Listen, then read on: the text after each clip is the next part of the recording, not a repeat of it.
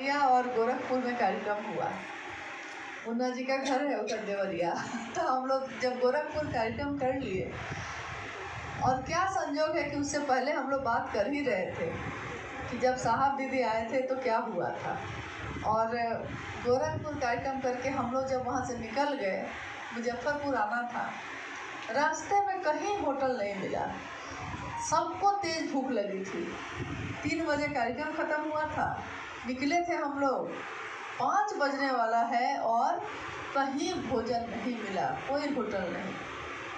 अंत में इन्होंने एक गुरु भाई को फ़ोन किया, वहीं पे रास्ते में कोई गांव में था, तो सुखारी जी जो है वहाँ के, उनको फ़ोन किए। तो वो वहाँ के एक, जिस रास्ते से हम लोग जा रहे थे, उस गांव के एक गुरु भाई को फ़ोन किए। तो वो बोले, हम लोग बोले कि अगर चावल दाल भुजिया भी बना सकता कोई तो बना देता, इतने से भी हम लोग का काम बहुत चल जाता। और रास्ता लंबा है और आगे कहीं होटल मिलने की संभावना नहीं है। कितने साल पहले की बात है, लेकिन वो घटना आज भी क्यों याद आती है।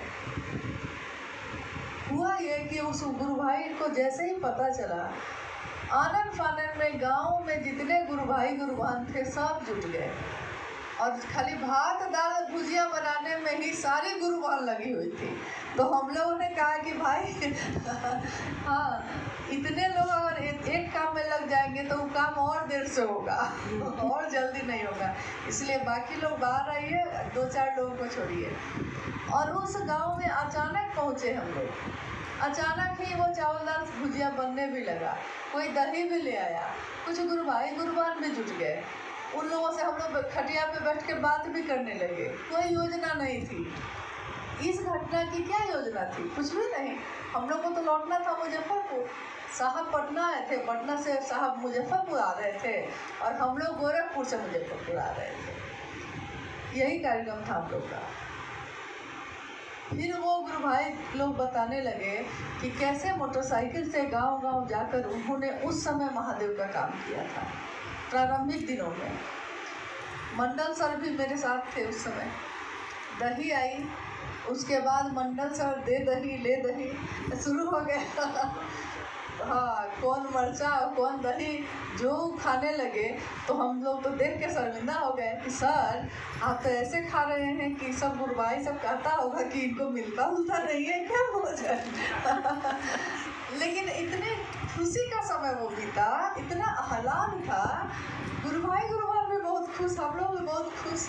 फिर हम लोग गाड़ी में बैठने लगे, तो एक घर से, गांव में एक घर है दूर में, तो कोई एक गुरुबान उधर से दौड़ते हुए आ रही थी, और माथा पे उसके एक टोकरी जैसा कुछ था जो लेकर वहाँ मुझ कर, हाँ दौरी जो थी, दौरी माथा पे लिए हुए वो दौड़ के उधर से आ रही है और चिल्ला रही है, साहब के लिए लेते जाइए, साहब के लिए लेते जाइए।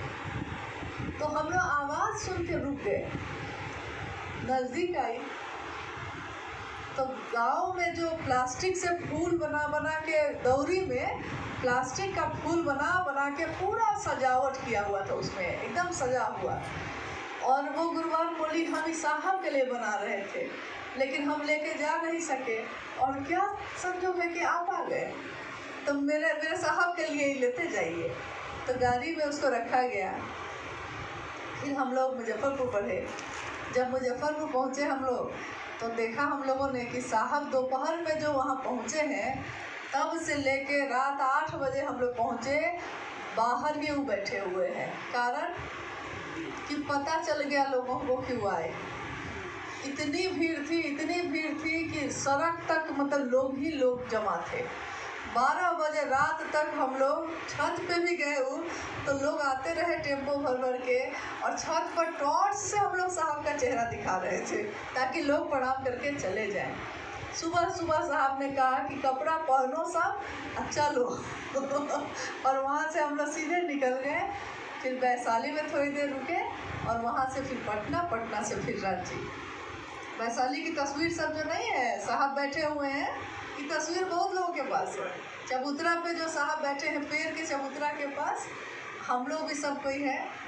हाँ अच्छा, वहाँ जैसे ही हम लोग बैठे तो थोड़ी देर में बगल में बकरी चर रही थी।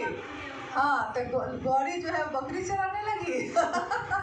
और साहब बैठे थे, हम लोग भी बैठे, अंगूर निकला क्योंकि बिना नाश्ता किए हम लोग चले गए थे। तो ये सर जब मुजफ्फरपुर पहुँचे थे हम लोग, तो जब उस गुरुवार का जो उपहार था गौरी निकाल के साहब को दिए हम लोग कि देखिए आपके लिए एक सौगात है। साहब ने कहा क्या? तो दौरी निकाला हम लोगों ने और कहा कि एक गुरुबहान दौड़ते हुए आ रही थी माथा पे लेके कि मेरे साहब के लिए लेते जाइए। क्या दुनिया में कोई इस प्रेम को खरीद सकता है? पैसे से, सुविधा देकर, इस प्रेम को कोई खरीद नहीं सकता। जब साहब शिवलीन हुए और यहाँ से उनकी यात्रा निकल रही थी, बाद में तस्वीरों में हम लोगों ने देखा कि गुरु बहनों ने अपने आंचल से इस रास्ते की सारी धूल को पोंछ दिया था। और यहाँ रहने वाले लोग कहते थे, जो देख रहे थे, जो शिवशिष्य नहीं, जो देख रहे थे इस दृश्य को, वो लोग कह रहे थे कि इतने बड़े बड़े लोगों को भी शिवलीन होते हम लोगों ने देखा है, शरीर से जाते देखा है, लेकिन उस रास्ते को कोई अपने आंचल से साफ कर रहा है, ये हम लोगों ने नहीं देखा। ये प्रेम उन्होंने बिन मोल खरीद लिया। आज भी हर पल में हमारे जीवन का कोई विशेष दिन, उस दिन हम लोगों को और शिद्दत से अगर कोई महसूस होता है तो वो साहब स्वयं है। उन्होंने इतना प्यार दिया है कि हर गुरु भाई गुरु बहन यही कहता है कि साहब मुझको ज़्यादा चाहते थे, मुझको लगता है मुझको चाहते थे, आपको लगता है आपको चाहते थे। मतलब किसी की तरफ देख लिया है तो वो जीवन भर उस नज़र को भूल नहीं सका। ये साधारण बात नहीं है, ये कोई सामान्य आदमी ऐसा नहीं कर सकता है जो शिव से सीधे जुड़ा है। शिव करुणा की मूर्ति है, शिव विश्व मूर्ति है। उस शिव से जुड़ा हुआ व्यक्ति वैसा ही तो होगा, उसकी नज़र से, उसकी दृष्टि से भी करुणा ही बहेगी। और एक ऐसा सम्मोहन है, ऐसी मोहिनी है उस बात में। कल भी हम लोग बात कर रहे थे तो अनविल आखिर एक किताब है, उसमें इस घटना को लिखा गया है। उसमें लिखा है, साहब ने लिखवाया था, सारी घटनाओं को साहब ने लिखवाया था। तो साहब ने कहा कि जब मैं 7वीं क्लास में पढ़ता था तो मेरे घर में एक तांत्रिक आए। तो साहब के पिताजी ने उनको बिठाया और बातचीत कर रहे थे वो। तब तक साहब की माँ राधा देवी